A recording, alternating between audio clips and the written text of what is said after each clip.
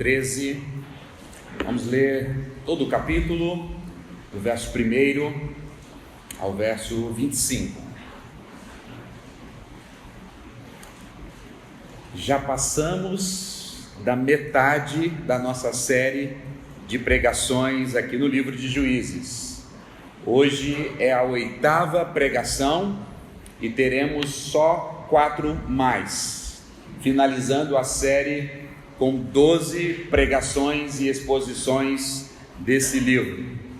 Eu não sei qual tem sido a sua experiência, mas a nossa, que estamos pregando, temos conversado nas terças-feiras ali, orado, a gente tem, eu e o pastor Rafael e o Leonardo, visto quanto esse livro tem sido uma grande bênção na nossa vida, mas também como esse livro está nos confrontando, como temos crescido espiritualmente através da leitura do texto sagrado dessa palavra, e também tem sido um deslumbre da glória de Deus e a graça de Deus nesse livro. Hoje nós vamos falar sobre o último juiz e o mais famoso. Não é o Sérgio Moro, viu, pessoal? É Sansão, o último juiz e o mais famoso. Alguns dizem que os dois mais famosos, Gideão e Sansão. Alguns pensam que Gideão é mais famoso do que Sansão, mas eu acredito que Sansão é mais famoso do que Gideão, porque quase todo mundo conhece a história de Sansão, ou uma citação, ou uma imagem, ou uma novela. Todo mundo conhece a história de Sansão, e alguém está dizendo: meu Deus, quem é esse Sansão? O Sansão da Dalila. Agora entendi, pastor, o Sansão da Dalila, exatamente, é sobre ele que nós queremos ver nessa noite e aprender. O autor bíblico Samuel separou 4 longos capítulos para falar de Sansão. Por isso que a gente diz que ele recebe um destaque aqui no livro de Juízes.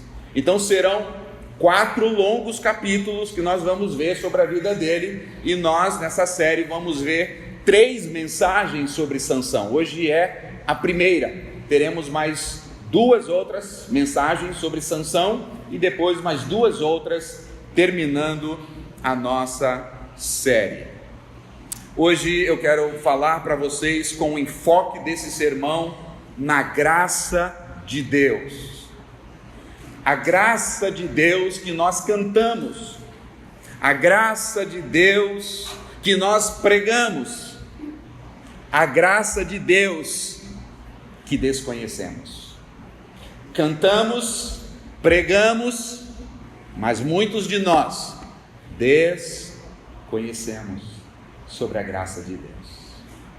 Mas aí você pode me dizer: pastor, no livro de Juízes nós vamos ver a graça de Deus? No livro de Juízes a gente só não vê a condenação do Senhor, a espada do Senhor, o juízo do Senhor? Também vemos, mas por todas as páginas do livro de Juízes, a graça de Deus é um destaque para nós. A maneira de Deus amar o seu povo, a maneira de Deus se encontrar com o seu povo, a maneira de Deus dar mais uma oportunidade para o seu povo, a maneira de Deus de disciplinar o seu povo, é a graça de Deus. Então vamos ler o texto e depois vamos fazer algumas observações para a nossa reflexão. Diz assim, verso 1 do capítulo 13 de Juízes: o nascimento de Sansão. O tema da minha mensagem hoje é: a graça de Deus é maior do que podemos imaginar. A graça de Deus é maior do que podemos imaginar. Diz assim: tendo os filhos de Israel tornado a fazer o que era mal perante o Senhor, o Senhor os entregou nas mãos dos filisteus, por 40 anos. Havia um homem em Zorá, da linhagem de Dan, chamado Manoá, cuja mulher era estéril e não tinha filhos. Apareceu o anjo do Senhor a esta mulher e lhe disse: eis que é estéril, nunca tiveste um filho, porém conceberás e darás à luz a um filho. Agora, pois, guarda-te, não bebas vinho ou bebida forte, nem coma coisa imunda, porque eis que tu conceberás e darás à luz a um filho. Sobre a cabeça dele não passará navalha, porque o menino será nazireu, consagrado a Deus desde o ventre da sua mãe, e ele começará a livrar Israel do poder dos filisteus. Então a mulher foi ao seu marido e lhe disse: um homem de Deus veio a mim, sua aparência era semelhante a um anjo de Deus, tremenda. Não lhe perguntei de onde era, nem ele me disse o seu nome. Porém me disse: eis que tu conceberás e darás à luz um filho. Agora, pois, não beba vinho, nem bebida forte, não coma coisa imunda, porque o menino será nazireu, consagrado a Deus, desde o ventre materno até o dia da sua morte. Então Manoá orou ao Senhor e disse: ah, Senhor meu, rogo-te que o homem de Deus que vieste venha outra vez e me ensine o que devemos fazer o menino quando ele nascer. Verso 9. Deus ouviu a oração de Manoá, e o anjo veio outra vez à mulher quando ela estava sentada no campo, porém não estava com seu marido Manoá. Apressou, pois, a mulher e correndo notificou seu marido e disse: eis que me apareceu aquele homem que viera a mim no outro dia passado. Então se levantou Manoá e seguiu com a sua mulher, e tendo chegado ao homem lhe disse: és tu que falaste com a minha mulher? Ele respondeu: eu sou. Então disse Manoá: quando se cumprides as tuas palavras, qual será o modo de viver do menino e qual será o seu serviço? Respondeu-lhe o anjo do Senhor: guarda-se-á a mulher de tudo quanto eu disse a ela. De tudo quanto procede da videira não comerá, nem do vinho, nem da bebida forte beberá, nem coisa imunda comerá. Tudo quanto lhe ordenei, ela deve guardar. Então Manoá disse ao anjo do Senhor: permita-me deter-te, segurar-te, para que preparemos um cabrito. Porém o anjo disse a Manoá: ainda que me detenhas, não comerei do teu pão. E se preparardes um holocausto, prepares ao Senhor e ofereça ao Senhor. Porque não sabia Manoá que era o anjo do Senhor. Perguntou Manoá então ao anjo do Senhor, verso 17: qual é o teu nome? Para que quando cumprir as tuas palavras te honremos. Respondeu o anjo do Senhor e lhe disse: por que perguntas assim sobre o meu nome? Meu nome é maravilhoso. Tomou, pois, Manoá um cabrito como uma oferta de manjares e o apresentou sobre a rocha ao Senhor. E o anjo do Senhor, que fez algo maravilhoso, Manoá e a sua mulher estavam ali observando. 20. Sucedeu que, subindo para o céu a chama que saiu do altar, o anjo do Senhor subiu com ela, com a chama. E vendo Manoá e a sua mulher, caíram em rosto em terra. Mas nunca mais apareceu o anjo do Senhor a Manoá, nem a sua mulher. Então Manoá ficou sabendo, era o anjo do Senhor. Disse Manoá à sua mulher: certamente morreremos, porque vimos a Deus. Porém a mulher disse para ele, na linguagem de hoje: relaxa, meu bem, fica tranquilo. Disse Manoá à sua mulher: morreremos porque vimos o Senhor. Ela disse: se o Senhor nos quisera matar, não aceitaria das nossas mãos o holocausto e a oferta de manjares, nem nos teria mostrado tudo isso. Como teria revelado tais coisas? Ô marido, fica de boa. Depois deu a mulher à luz a um filho e lhe chamou, o que, pessoal? Sansão. O menino cresceu e o Senhor o abençoou, e o Espírito do Senhor passou a incitá-lo. Olha aqui o irmão Manuel na Bíblia, gente. Passou a incitá-lo aonde? Manedan. Irmão Manuel está aqui na Bíblia, entre Zorá e Astaol. Amém. Senhor, que texto maravilhoso.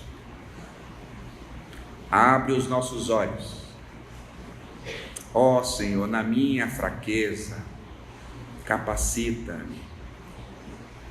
Tu sabes da minha condição. Por favor, Senhor, alimenta o teu povo para a tua glória. Usa-me nesta noite, Senhor, como um vaso, um servo, e que somente ao teu nome glória e a edificação da tua igreja. Fazemos assim, Pai, em nome de Jesus. Amém. Amém.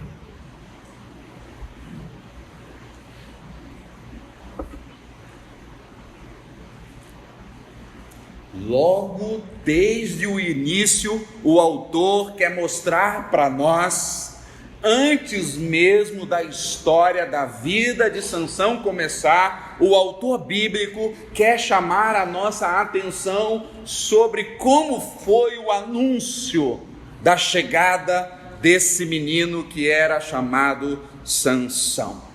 O autor bíblico quer chamar a nossa atenção e mostrar que foi algo sobrenatural, que Deus fez algo grande. Esse é o tom do texto. Algo grandioso iria acontecer, algo de grande poder e algo que era sobrenatural aos olhos dos homens. Deus vai fazer algo grande. Deus não é o exibicionista, Deus não é aquele que gosta de se aparecer, mas Deus mostra a sua grandeza, Deus mostra o seu poder, Deus mostra ações sobrenaturais. Para quê? Para revelar a sua glória.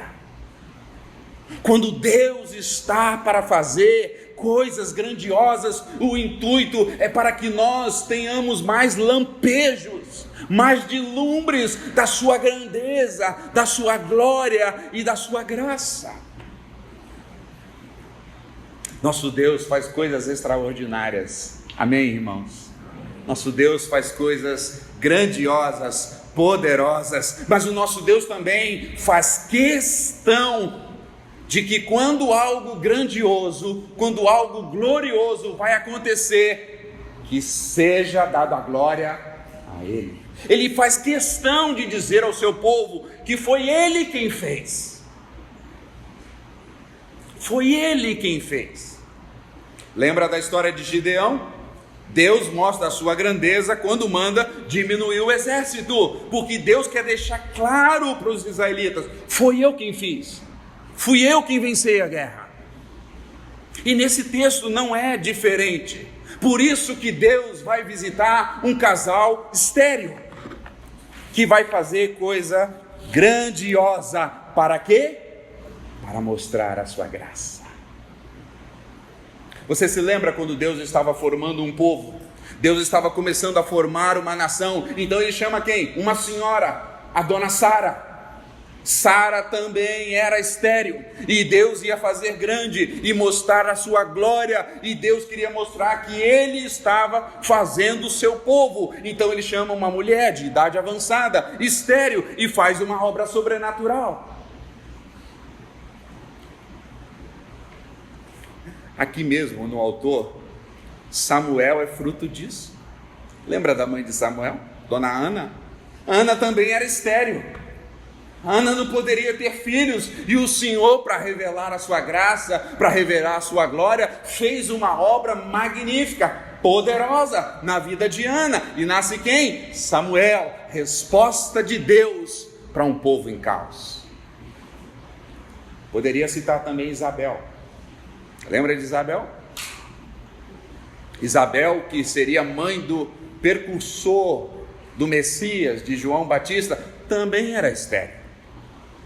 também não podia ter filhos. E Deus então faz essas coisas grandiosas, sobrenaturais, para que o seu povo saiba de maneira pontual, Ele quem fez. Por isso, a glória é para Ele. Mas quando Ele faz essas grandezas, nós somos abençoados, porque nós vemos a sua graça, nós vemos a sua glória. O nascimento de Sansão é milagroso, glorioso, sobrenatural, porque Deus quer revelar a sua graça.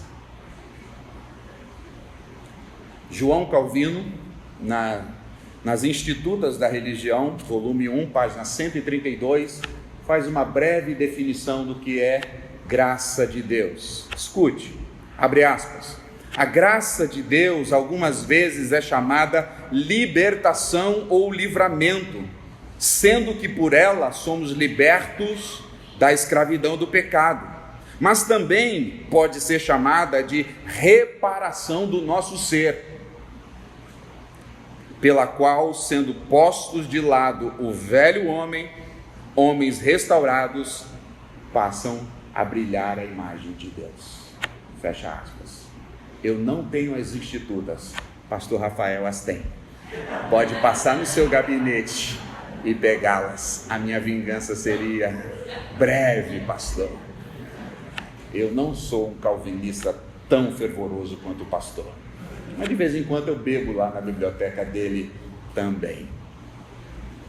Eu separei em 4 momentos essa mensagem de hoje. Primeiro, já lhe disse o tema, né? Ninguém lembra, eu vou repetir. A graça de Deus é maior que podemos imaginar.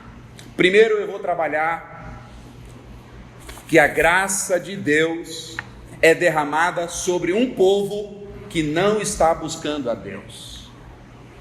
Deus derrama a sua graça para um povo que não está nem aí para Ele. Isso é graça.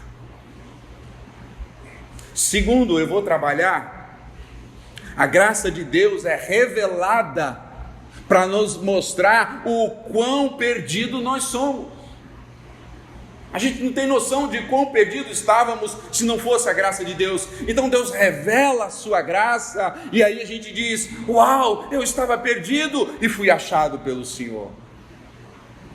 Meu terceiro ponto, vai ser a graça de Deus nos leva à verdadeira adoração e ao verdadeiro temor. O primeiro tópico e o terceiro vai ser um pouquinho mais esticado, tá bom? Quando eu estiver no segundo, vai ser rápido. O terceiro, porque vai ser a maior parte do texto, vai ser um pouquinho mais prolongado. E o quarto vai ser menor, que é a graça de Deus é revelada unicamente através da pessoa de Jesus Cristo. Tá bom? Vai ser assim então: a graça de Deus derramada sobre um povo que não estava procurando, a graça de Deus revelada para mostrar o nosso estado de perdição, a graça de Deus nos leva, purifica a nossa verdadeira, um povo idólatra, verdadeira adoração, verdadeiro temor, e eu encerro com a graça de Deus revelada unicamente na pessoa do nosso Senhor e Salvador Jesus Cristo. Então vamos lá. A primeira: Deus, por meio da sua graça, nos alcança a um povo que não está buscando por Ele. Verso 1: tendo os filhos de Israel tornado a fazer o que era mal perante o Senhor os entregou nas mãos dos filisteus por 40 anos. Irmãos, essa é a 7ª vez que aparece esse refrão. Vocês já sabem de cor. Você que está acompanhando a série, você diz de novo. Meu irmão, a 7ª vez o povo de Israel volta a fazer o que é mal aos olhos do Senhor. Mais uma vez o povo de Deus se afastou do Senhor. Mais uma vez o povo de Deus virou as costas para o Senhor. Mais uma vez, pela 7ª, o povo não estava nem aí para Deus. E é aqui que entra a graça de Deus. E aqui, irmãos, foram 40 anos. 40 anos de opressão. As outras opressões foram 18 anos. No máximo chegamos a 20. Agora chegamos a 40 anos de opressão com um povo terrível chamado os filisteus. Eles estão nas mãos dos filisteus, estão longe do Senhor, estão adorando os ídolos dos filisteus, os deuses pagãos, eles estão bem longe do Senhor. Mas há um detalhe aqui: é a primeira vez que eles não clamam ao Senhor. Todas as outras vezes, eles clamavam ao Senhor, o Senhor ouvia, visitava os seus filhos, mandava um juiz, e Deus liberava o seu povo através do juiz. Agora, que deveria ser a hora que eles deveriam mais clamar, 40 anos, gente, eles não clamaram ao Senhor. O que está acontecendo então? Por que eles não clamaram ao Senhor? O que foi que o inimigo fez com eles, que não os fez clamarem ao Senhor? Será que eles não estão sofrendo? Eles estão sofrendo sim. Será que eles não estão oprimidos? Estão oprimidos sim. Mas não clamaram ao Senhor por 40 anos, e não vão clamar, e não vão pedir. Sabe qual é o problema? O povo de Deus está dominado e não sabe. Eles sabem, mas eles entraram já na rotina da vida. Eles já estão acostumados em pecar e viver uma vida de desgraça, de miséria.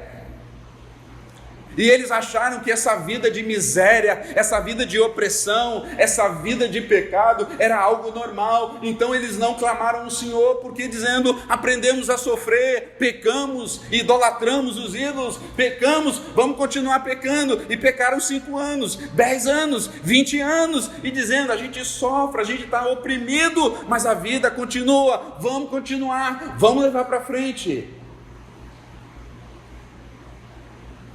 Eles não clamavam ao Senhor, sabe por quê? Porque o pecado havia se tornado normal. Você já ouviu falar na igreja perseguida? A igreja que sofre perseguição pelo Evangelho? Tenho quase certeza que sim. Os irmãos que vivem nesse contexto de perseguição, eles estão naquela região do Oriente Médio, da Ásia e do Norte da África. A igreja perseguida enfrenta um inimigo visível, comunista, o comunismo, o islamismo, o terrorismo. Eles sabem quem são os inimigos deles. Os inimigos da igreja perseguida é visível, violento e terrível. E a igreja ocidental? A igreja chamada livre, será que a igreja chamada livre tem inimigos? Será que a igreja ocidental também enfrenta ataques? Claro, se é igreja, sofre ataque. Quando não há ataque, é porque estamos deixando de ser igreja. Mas as bombas que nós recebemos não são as bombas visíveis. O nosso pescoço não está sendo cortado como está sendo cortado dos irmãos.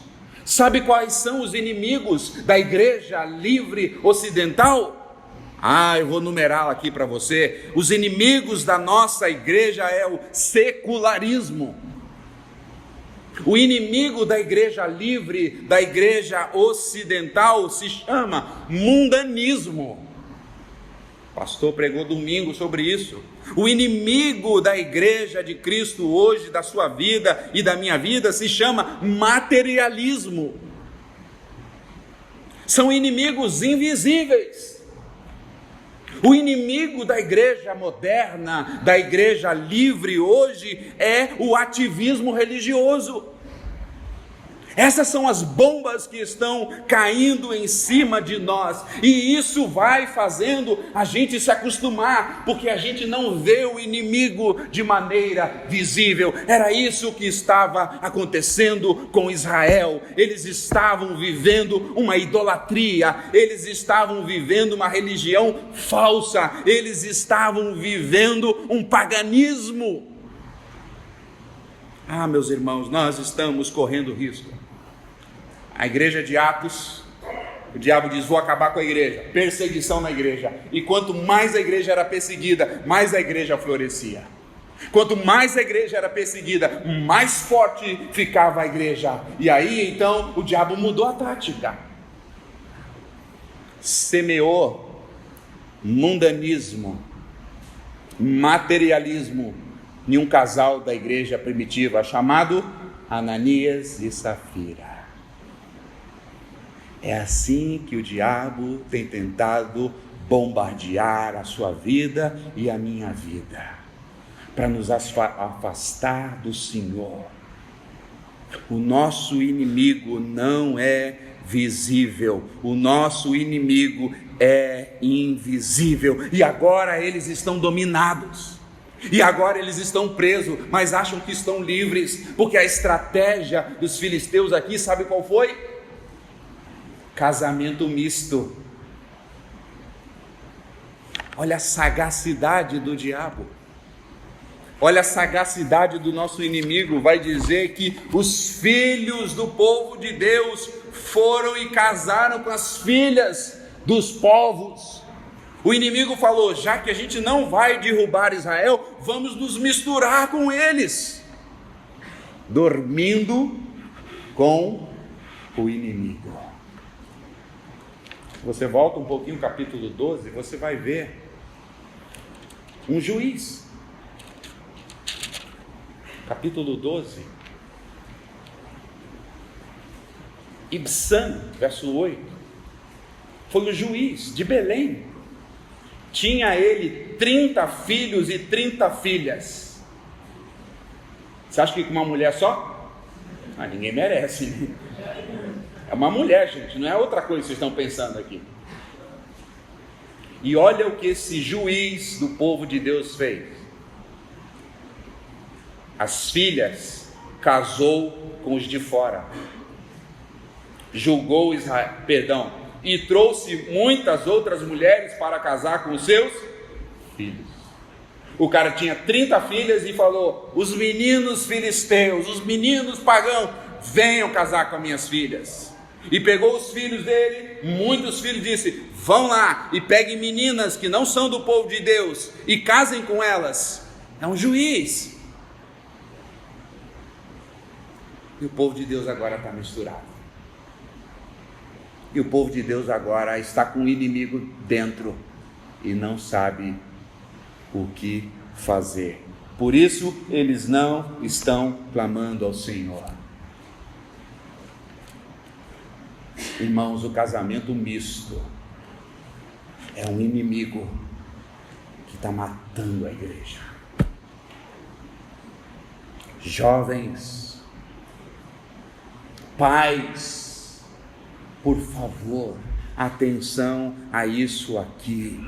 Satanás tem armado as suas armadilhas para destruir o seu povo. E como ele quer destruir o seu povo? Que as nossas filhas se casem com filhos desse mundo, que os nossos filhos casem com as meninas que não amem a Deus.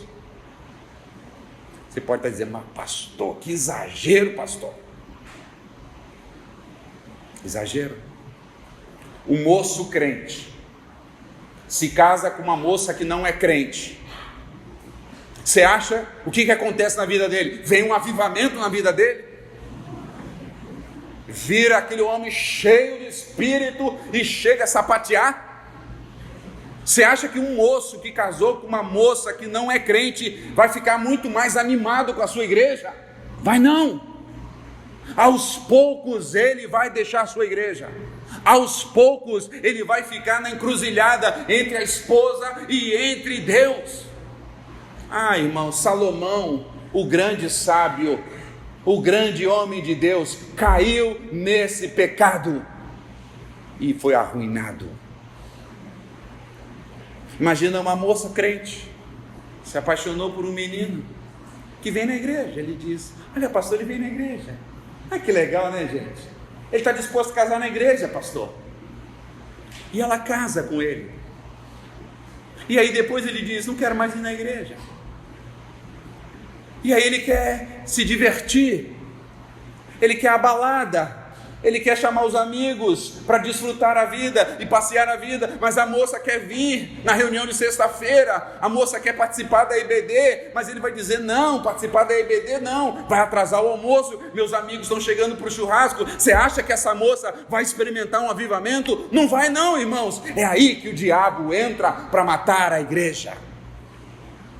É isso que está acontecendo com o povo de Israel, por isso que eles não clamam, porque o inimigo está no meio deles. O inimigo é invisível. Mas nós estamos falando da graça de Deus, né? É aqui que a graça de Deus entra. Quando o povo se vira contra o Senhor, quando o povo faz tudo o que o Senhor reprova, mesmo assim, o Senhor é o Deus de toda graça, vem e visita aquele povo, porque Deus, diz o texto, o anjo do Senhor visitou aquela família. Isso é graça. Quando nós não queremos nada do Senhor, e Ele vem e nos visita. Deus oferece a sua graça a um povo que não merece. Deus oferece a sua graça a quem não está buscando. Deus oferece a sua graça àqueles que estão afrontando a sua santidade. Deus oferece a sua graça mesmo àqueles que estão endurecidos. Tenho duas sugestões práticas aqui desse primeiro tópico antes de fechar. Primeiro, pais, sente com os teus filhos, ore por eles. Ore para Deus livrar o seu filho, sua filha, desses meninos que não são do Senhor, dessas meninas que não são do Senhor.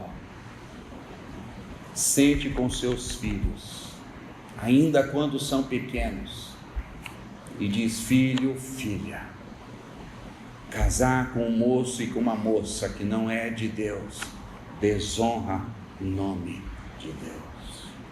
Chame a sua esposa, tira um dia dessa semana, senta lá com seu filho, pequenininho ainda, e disse: filha, se você ama Jesus, você precisa procurar um moço que ama a Jesus.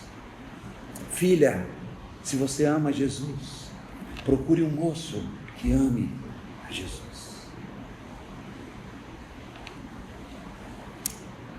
Meu segundo tópico aqui é: a graça de Deus é revelada para mostrar a nossa perdição. Verso 2: havia um homem de Zorá, da linhagem de Dan, chamado Manoá, cuja mulher era estéril, e eles não tinham filhos. A graça de Deus vem para mostrar que estamos num estado enorme de perdição.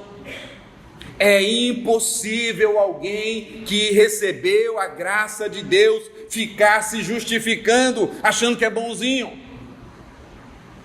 Se você fica se justificando, achando que você é bonzinho, que você era certinho, que a sua vida era boazinha, que você não era um pecador assim, você ainda não foi visitado pela graça de Deus.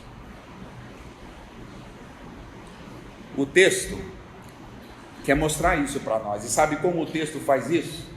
Mostrando um casal estéril. Sei que o assunto da esterilidade é um assunto sensível em nossos dias hoje. Temos homens e mulheres de Deus que são estéreis. Quero trabalhar com muito cuidado aqui para que você não distorça ou não entenda de maneira equivocada o que eu vou falar, mas eu preciso falar porque é do texto. Deus quer mostrar o quanto Israel está perdido, e Deus visita uma família estéril. O que está acontecendo aqui, meus irmãos, que naqueles dias, naquela cultura, para aquele povo, a esterilidade era um sinal da reprovação de Deus. Ninguém que não tinha filhos poderia dizer: eu sou um abençoado por Deus. Naqueles dias, naquela cultura, naquele contexto. E Deus quer mostrar para Israel o quanto eles estão perdidos e longe do Senhor, porque uma pessoa estéril naqueles dias, para aquela cultura, não dava fruto, não gerava vida. E Deus está então mostrando que um casal aqui está nessa situação, e Deus chama esse casal como representantes de Israel. Uma vida sem vida, uma vida sem fruto, uma vida de vergonha, porque a mulher naqueles dias que não tinha filhos era uma vergonha, era uma humilhação, era visto como a mão de Deus pesando sobre ela. A mão de Deus havia saído, a graça de Deus não estava sobre aquela família, mas Deus vem e visita exatamente essa família para mostrar o quê? O quão Israel está perdido, mas quanto a graça de Deus vem sobre os perdidos.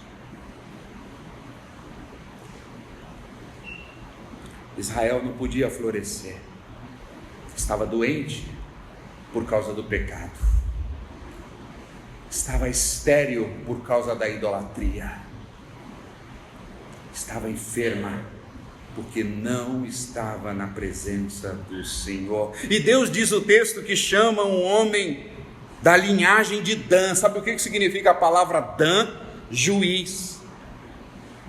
Mas é um povo perdido, a família de Dan. Foi o povo que não teve terra do capítulo 1. O povo que está perambulando, andando para um lado e para o outro, porque não tem terra. E por que eles não têm terra? Porque eles não obedeceram à ordem do Senhor, porque eles discriminaram o Senhor, porque eles rejeitaram o Senhor. E o Senhor agora está mostrando para Israel, na figura desse casal, que Israel é um povo totalmente depravado, mas a graça de Deus veio exatamente para um povo como esse. Um povo mau, um povo estéril, um povo sem a bênção do nosso Deus. A graça de Deus é revelada para mostrar a nossa perdição. Meus irmãos, nós estávamos perdidos. O texto que o pastor leu no capítulo 2 de Efésios. Nós estávamos longe do Senhor. Nós estávamos debaixo da ira do Senhor, nós estávamos andando no curso desse mundo, mas o verso 4 do capítulo 2 de Efésios vai dizer: mas Deus, há um povo rebelde, há um povo mau, há um povo estéril, há um povo que estava perdido, que não buscava o Senhor. É para esse povo que Deus derrama a sua graça. Foi assim na minha vida, foi assim na sua vida. Nenhum de nós buscávamos o Senhor. Romanos capítulo 3 vai dizer: não há quem busque a Deus. E Deus veio ao nosso encontro. E quando Deus veio ao nosso encontro, nós vimos o quão perdido estávamos. Quem não conhece a história do filho pródigo? O filho pródigo era o bonzão, aquele que achava-se bom demais, aquele que afronta o pai, aquele que não está nem aí para o pai, e ele vai então e vive na miséria, e vive na sarjeta. Mas quando vem a graça sobre a vida dele, ele diz: levantar-me-ei e irei ter com meu pai, e direi ao meu pai: não sou digno, trata-me como um dos teus empregados, porque não sou digno. Ele olhou para si, ele viu a mancha do pecado em si, ele viu o cheiro que ele estava no meio dos porcos, ele viu a sua sujeira. É isso que a graça de Deus faz, revela quem realmente nós somos. Israel é estéril, por isso Deus visita um casal estéril, para mostrar que eles não eram o bambambam, para que eles pudessem ver a graça de Deus.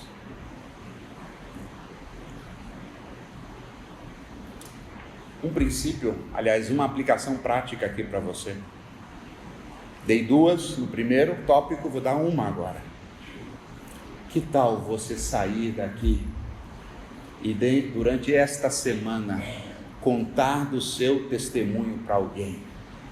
O quão perdido você era, o quão estéril espiritualmente você era, o quão errante você era, andando para um lado e para o outro, o quão depravado você era, o quão fariseu você era, o quão mentiroso você era, o quão idólatra você era, o quão montão de coisa que você era, mas dizer: a graça de Deus veio sobre mim. Que tal? Faça isso. Conte para as pessoas quem você era, e conte para as pessoas agora quem você é, porque a graça de Deus visita pessoas que não estão buscando a Deus, que não merecem nada de Deus, mas Deus derrama sua graça. E quem recebeu a graça olha para si e diz: miserável homem que sou. Lembra de Isaías capítulo 6? Na morte do rei Uzias, eu vi o Senhor, eu vi a graça do Senhor, eu vi a glória do Senhor. E quando Isaías viu a glória do Senhor, ele diz: ai de mim, eu sou um homem impuro, eu sou um homem de lábios impuros. Eu vi o Senhor, eu vi a graça do Senhor. Porque quando nós vemos a graça do Senhor, nós vemos quem nós somos. Há um ditado muito mentiroso rodando no meio dos crentes. O ditado é assim: Deus é bom, nós somos mais ou menos, e o diabo não presta. Não é não. O ditado está errado.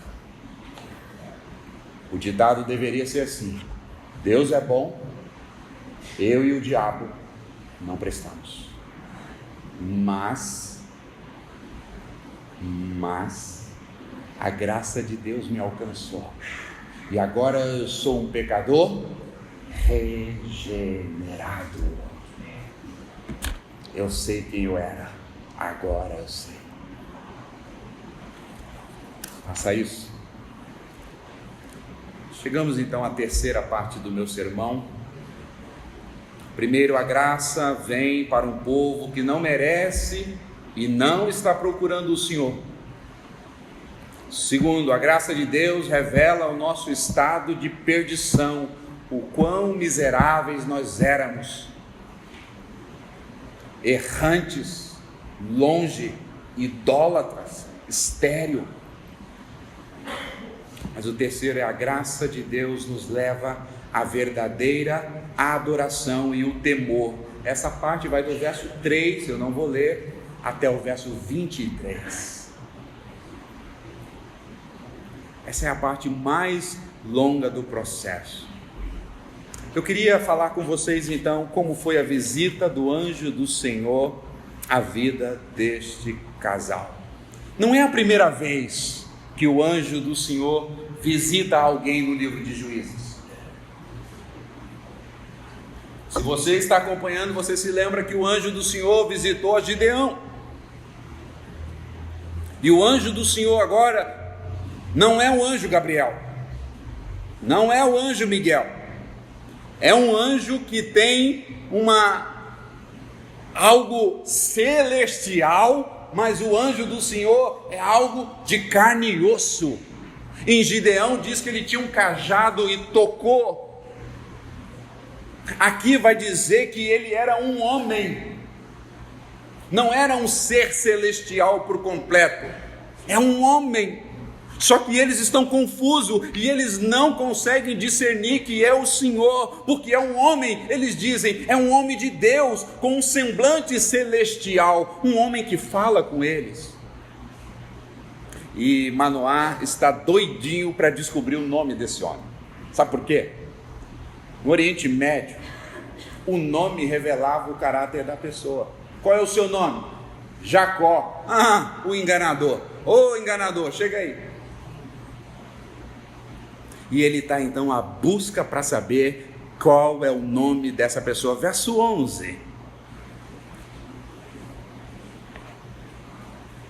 Então se levantou Manoá e seguiu a sua mulher, e tendo chegado ao homem, é homem mesmo, gente, e disse: foi você quem falou com a minha mulher? E veja como o anjo respondeu para ele: eu sou. Te lembra alguma coisa isso? Jesus usou várias vezes essa palavra, eu sou.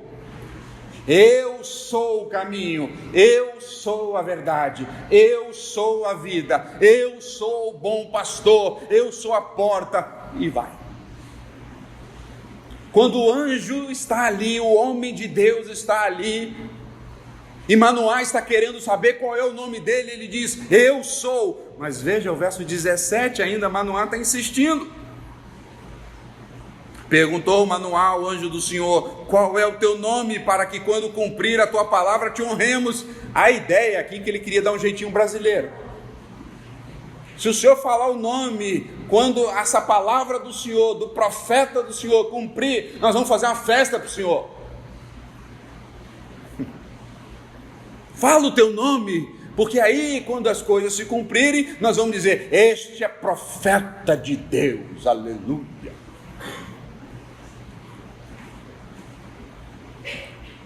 Só que ele não sabe com quem ele está falando. Olha o verso 18. Respondeu-lhe o anjo do Senhor, lhe disse: por que me perguntam o meu nome? Meu nome é maravilhoso. Irmãos, quando eu estava lendo esse texto, eu fui visitado pelo Senhor. Vocês acham que pastor Batista não tem isso não, né?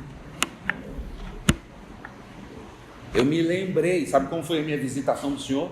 Não falei em línguas, o céu não se abriu, não tremeu o gabinete. Eu me lembrei de quando eu era criança.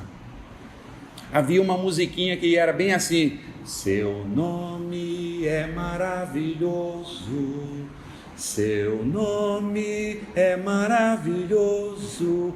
Eu comecei a chorar. Seu nome é maravilhoso, Pai da eternidade, Príncipe da paz. É o maravilhoso que está ali. É o doce nome do Senhor Jesus que está ali. Isaías vai dizer, o nome dele é maravilhoso. E quando ele diz, quem é você, anjo do Senhor? O anjo do Senhor diz, por que você quer saber o meu nome? Meu nome é maravilhoso. Você não vai entender. É Jesus, irmãos, que está aqui. É Jesus, aquele Deus eterno, se fazendo homem antes mesmo da sua reencarnação como Filho de Deus, como o Cristo. É Jesus Cristo que é chamado no Antigo Testamento o anjo do Senhor, em carne e em osso, dizendo, o meu nome é maravilhoso. Olha o verso 19. Tomou, pois, Manoá um cabrito, não entendeu nada, e queria dar um cabrito para o maravilhoso. Um churrasquinho, vamos fazer uma carninha, vamos comer um churrasquinho de cabrito.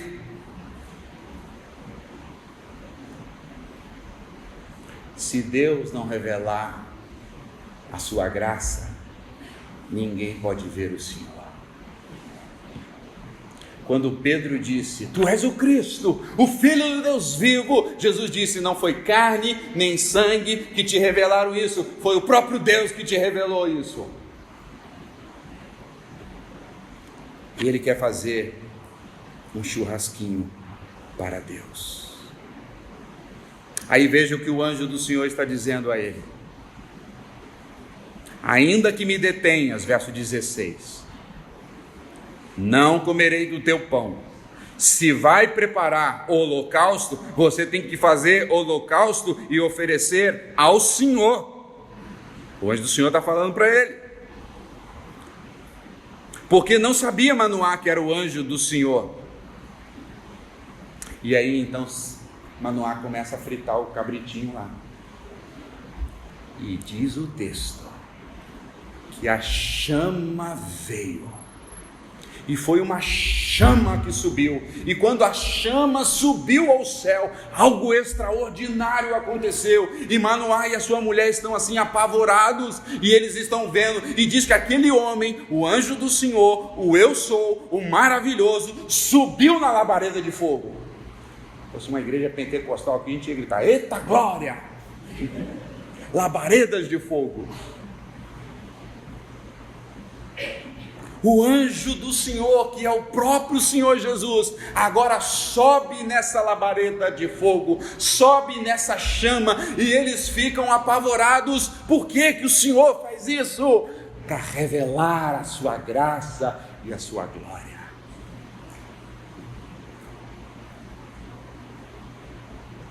Eu disse que esse tópico aqui ia ser um pouquinho mais demorado. Segura aí. Veja o que eles dizem no verso 20.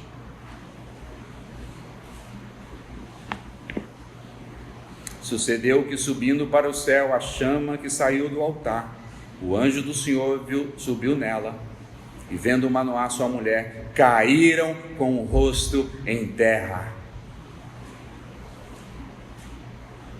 Verso 22 agora. Disse Manoá sua mulher: certamente morreremos. Por quê? Vimos a Deus. Nós vimos a Deus. Quando eles entenderam que eles viram a Deus, o que eles fizeram? Se jogaram e adoraram. Irmão, irmã, você viu a glória de Deus, você recebeu a graça de Deus, foi para adorá-lo. E agora diz mais o texto que eles estão cheios de medo. Certamente, verso 22, nós vamos morrer, porque nós vimos o Senhor. Porque, diz o texto lá de Êxodo, quem ver o Senhor vai morrer, porque Deus é santo e o homem é pecador. E ela diz: vamos morrer, meu marido, vamos morrer, minha esposa. E não morreram. Por quê? Porque eles não viram o Senhor Pai. Eles não viram o Deus Pai. Eles viram quem? O Filho. E o Filho veio para quê? João capítulo 1 vai dizer: para revelar a sua glória, para que nós adoremos ao Pai. Ninguém pode adorar ao Pai se não for por Filho. E o Filho está aqui na época dos juízes dizendo: vocês não vão morrer porque vocês não viram o Senhor, vocês viram o Filho. Mas tem mais aqui. É o próprio Cristo aqui dizendo, o próprio Cristo está aqui dizendo: vai nascer um menino, o nome dele vai ser Sansão. Aliás, não é o Cristo que dá o nome aqui, vai ser um menino nazireu, separado, consagrado. O nascimento vai ser sobrenatural, a mulher é estéril, ele vai ter que viver uma vida santa, ele vai ter que viver uma vida reta, não pode tomar nada que provenha da videira, nem raspar as suas cabeças. a sua cabeça, seus cabelos. Porque na verdade, Jesus está dando um lampejo aqui do que vai acontecer 1000 e pouquinho anos depois.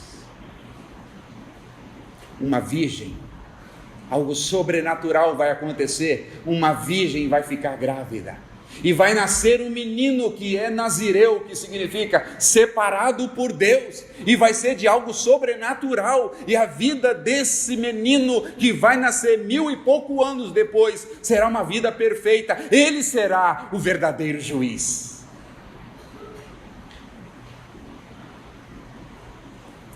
Eles caíram em adoração, eles caíram em temor.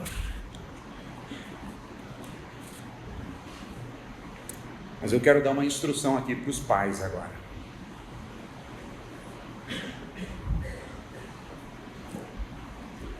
A mulher de Manoá está tão empolgada que ela vai ter um filho, que o verso 4, o anjo do Senhor, o Senhor Jesus Cristo, diz tudo o que vai acontecer. E o anjo do Senhor, o Senhor Jesus Cristo, dá algo valioso para ela, e ela não repassa para o marido. Veja o verso 5.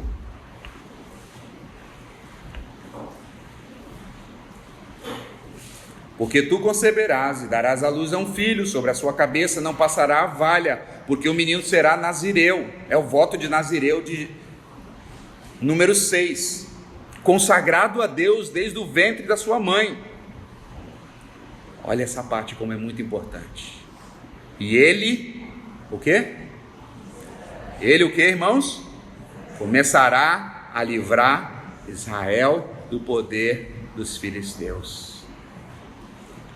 Quando a mulher desse homem, quando a mulher de Manoá vai contar para ele, ela omite essa parte. Ela fala tudo, você pode ver no capítulo 6 e 7, mas ela não diz da missão do menino. Sabe por quê? Ela está muito empolgada. Eu vou ser mãe, chá de bebê para cá, fralda para lá. Ei, pastor, vai recebendo aí. Lembrancinha para cá, compra berço para lá, carrinho para lá. E ela se esqueceu da coisa mais importante: qual é o propósito da vida desse menino? E você, mãe, você, pai, nós podemos cair nesse erro de achar que os nossos filhos são apenas para nos alegrar, são apenas para trazer alegria para a nossa casa. Não foi para isso que Deus deu filho para nós. Deus deu filho para nós porque Deus tem um propósito para a vida deles. Essa mulher omitiu isso. Ela omitiu. E o seu marido não sabia, por isso que ele está insistindo com o anjo do Senhor: conta-me. Por isso que ele orou: volta de novo, anjo do Senhor, e fala para mim qual será o trabalho dele. Na verdade ele está perguntando qual é o propósito da vida desse menino. A mulher não contou, porque nós corremos o risco de idolatrar os nossos filhos. Pais, cuidado. Quando as crianças chegam, os pais têm a tendência de esquecer tudo e idolatrar a criança. Tem pais que esquecem de Deus. Tem pai que esquece que tem mulher, cuida da criança, que é uma beleza, mas não cuida da mulher. Tem mulher que fica cuidando da criança, meu bebezinho para cá, meu bebezinho para lá, e o marido não é cuidado. Esquece de Deus, esquece do cônjuge, esquece da igreja. Tem gente que tem filho e não vem mais na igreja. Dá muito trabalho, pastor, trazer filho para a igreja, porque perdeu o propósito,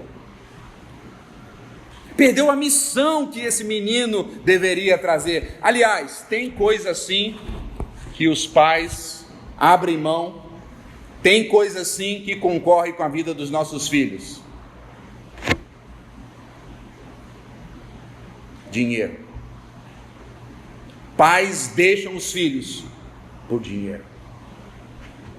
Pais deixam os filhos por fama. Não vê a cara da criança. Pais trocam os filhos pelo pódio, por uma carreira, por um emprego. Mas não trocam os seus filhos por coisas que são muito mais especiais. Quando Deus entra no páreo, quando o marido entra no páreo, tira. Mas quando o dinheiro entra, estou trabalhando para ele, pastor. Perdeu o propósito. Perdeu a bênção. A mãe de Sansão perdeu a bênção. Eu já vou pular para o próximo tópico. Eu disse que esse terceiro seria maior. O homem está dizendo: eu quero saber como é que eu vou cuidar do menino, eu quero saber a instrução para ensinar o menino, eu quero saber o propósito, como eu vou cuidar do menino. Ou seja, ele quer um livro de receita de como criar filhos. É bom? Vocês acham que isso é bom? Claro que é bom, gente. Imagina um pai orando dizendo: Senhor, eu quero saber como cuidar dos meus filhos. Imagina um pai orando: Senhor, me ensina como eu posso criar o meu filho com um propósito que te glorifique. Ótimo! Os pais devem fazer isso. Mas o Senhor tem algo melhor para Manoá. O Senhor disse: Manoá, eu não vou te dar um livro de regras. Manoá, eu não vou te dar algumas diretrizes. Já dei para tua mulher. Sabe o que eu vou te dar, Manoá? Eu mesmo. O Senhor se revela para ele. E quando o Senhor se revela para ele aqui, ele cai na presença do Senhor, e ele adora o Senhor, e ele teme ao Senhor. Sabe qual é o ensino da graça de Deus aqui? Irmãos, o Evangelho não é uma receita de regras. Irmãos, o Evangelho não é isso pode, isso não pode. O Evangelho, irmãos, é um relacionamento vivo com o Deus de adoração e temor, porque recebemos a sua graça. É isso que vai impactar a vida do seu filho. Claro que as regras são boas. Claro que as diretrizes são boas. Mas se você traz só as diretrizes e o teu filho não vê adoração na sua vida, e o teu filho não vê temor na sua vida, as regras não valem mais para nada. Manoá está querendo: eu quero as regras, eu quero saber como é que eu vou cuidar desse menino. O Senhor disse: você quer cuidar desse menino? Você precisa me conhecer. Você precisa me adorar verdadeiramente, você precisa se prostrar, e você precisa ter temor, porque você viu o anjo do Senhor.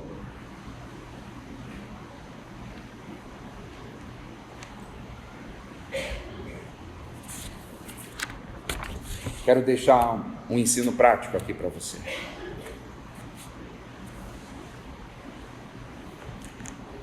Chame a sua esposa, sente com ela essa semana e se arrependam dizendo: está tudo errado. Nós estamos pensando na roupa das crianças, nós estamos pensando na escola que a criança vai estudar já,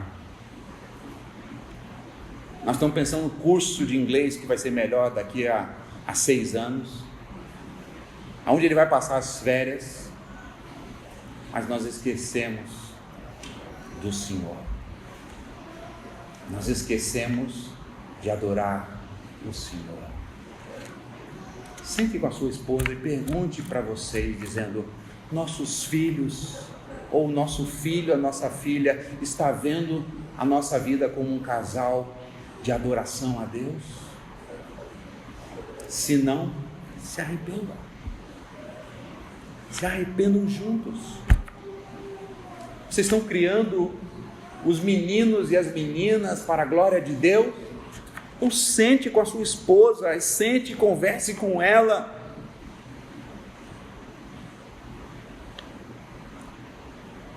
Como é que está a sua vida de oração?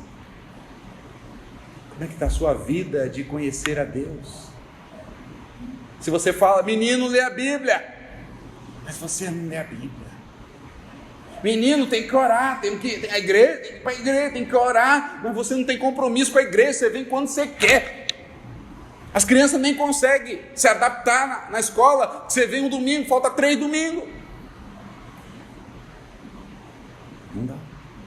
Senta com a sua esposa, chora na presença do Senhor e clama essa graça de Deus que já foi revelada para vocês, de conhecê-lo e adorá-lo. Cheguei ao meu último tópico. Esse vai ser breve. Finalzinho, verso 24 e 25. Depois deu a mulher à luz a um filho e lhe chamou o quê? Sansão. O povo que estava em trevas, o povo que estava longe do Senhor, oprimido, cheio de ídolos, a graça de Deus visita a vida deles, nasce um menino chamado Sansão. Sabe o que significa Sansão? O pequeno sol. O solzinho. Ei, solzinho, vem cá. Chuta a bola pro papai, solzinho. Põe esse brinquinho aqui. Ah não, brinquinho não dá porque é... Ou dá, não sei, mas na época não dava. Solzinho, vem cá. O nascimento de Sansão já começa tudo errado. Os teólogos vão confirmar aqui a ideia que Moriá e sua esposa estavam tão contaminados pelo paganismo que quando nasceu um filho, eles foram homenagear, sabe quem? O sol. Pode passar uma ideia aqui, o filho ou o filhinho do sol. Só que Deus usa isso. O anjo que está lá vai usar tudo isso, porque o anjo do Senhor está vendo que Israel está numa escuridão tremenda e vem o solzinho para iluminar um pouquinho. Foi isso que aconteceu. Sansão veio e iluminou um pouquinho. Sansão veio e livrou o povo de Deus das mãos dos filisteus. Mas sabe o que a lição aqui que nós aprendemos, que é a quarta? A graça de Deus é revelada não em Sansão. A graça de Deus completa e única só pode ser revelada na pessoa de Jesus, porque o solzinho pequeno nasceu, mas o sol maior estava por vir. O solzinho nasceu, mas a estrela da manhã estava por vir. O solzinho nasceu, mas a luz do mundo que estava ali estava por vir. Tudo começou errado, mas tudo estava no plano de Deus. Sansão raiou para libertar o povo de maneira pequena e singela. A luz do mundo raiou 1000 anos depois para iluminar de maneira completa e gloriosa. O pequeno sol foi um juiz imperfeito. Vocês vão ver domingo que vem. Uma vida torta. Um moleque. Todo torto. Um pecador miserável. Mas o sol da manhã, a luz das estrelas. O Cristo que disse: eu sou a luz do mundo, viveu uma vida perfeita. Completa. O pequeno solzinho libertou o povo de Deus dos filisteus. O sol maior, isso aí foi para os músicos, viu? O sol maior libertou o povo de Deus do diabo, da morte e dos seus pecados. Sansão existe para apontar algo maior. O pequeno Sol era para ser o perfeito nazireu, viver sempre na presença de Deus, mas foi um pecador miserável. O verdadeiro Sol, a estrela da manhã, brilhou em nossos corações. Foi o verdadeiro nazireu, viveu de maneira santa, perfeita, na presença de Deus. O pequeno solzinho nasceu, viveu, morreu e foi sepultado. Mas o sol maior nasceu, viveu, morreu, foi sepultado e ressuscitou. Ele é o verdadeiro juiz. Não há graça de Deus se não for exclusivamente em Jesus.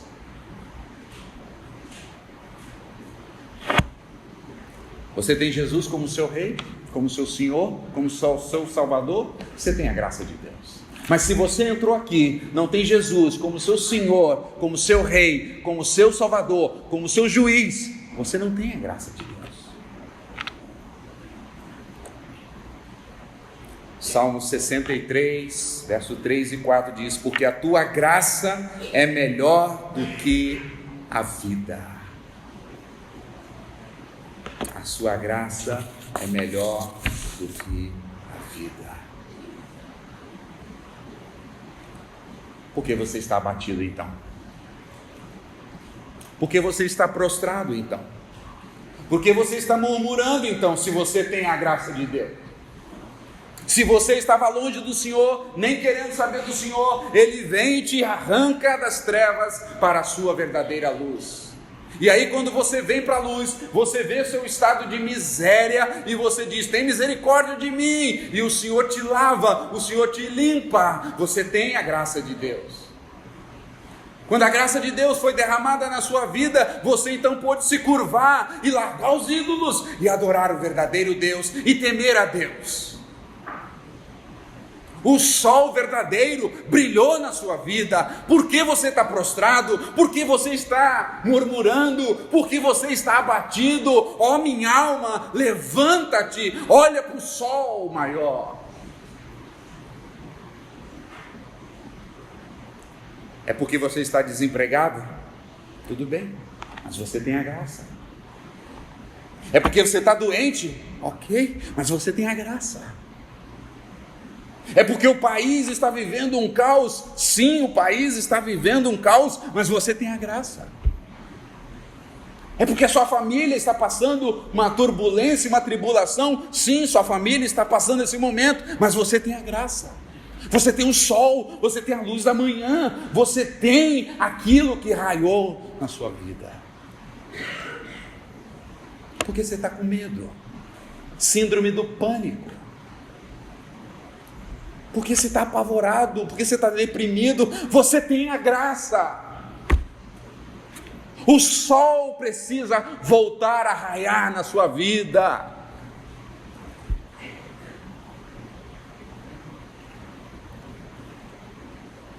Paulo, escrevendo aos 2 Coríntios, capítulo 12, verso 9, diz: a sua graça me basta, porque o seu poder aperfeiçoa na fraqueza.